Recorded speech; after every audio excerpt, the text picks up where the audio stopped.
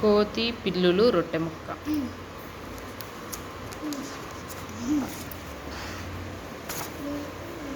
ఒకప్పుడు 2 పిల్లులు నివసిస్తూ ఉండేవి. అవి మంచి స్నేహితులు. ఒకరోజు వీధిలో వాటికి ఒక రొట్టె ముక్క దొరికింది.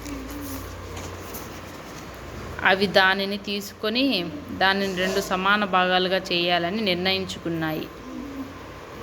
రొట్టె ముక్కలను 2 భాగాలుగా ఎవరు చేయాలి అనే విషయంలో ఒక నిర్ణయానికి రాలేకపోయాయి.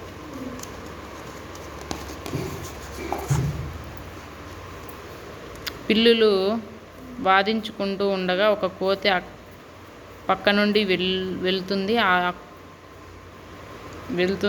ఈ కోతి కూడా ఆకలిగా ఉంది. 2 పిల్లులు గొడవ పడటం చూసినప్పుడు అది వాటికి సహాయం చేయాలని నిర్ణయించుకుంది. అందుకని అది రొట్టెను 2 భాగాలుగా విభజించింది.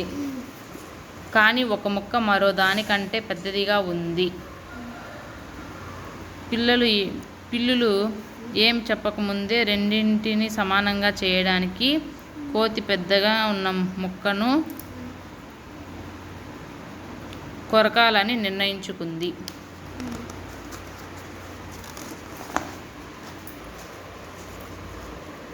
అది ఉద్దేశపూర్వకంగా కొరకవలసిన దానికంటే పెద్ద ముక్క కొరికింది.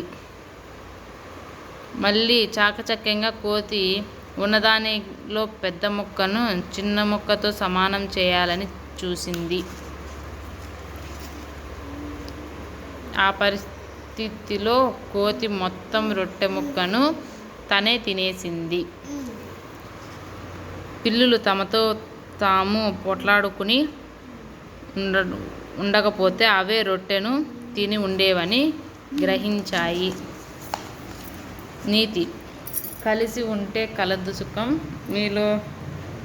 మీరు పోట్లాడుకుంటే మీకే నష్టం.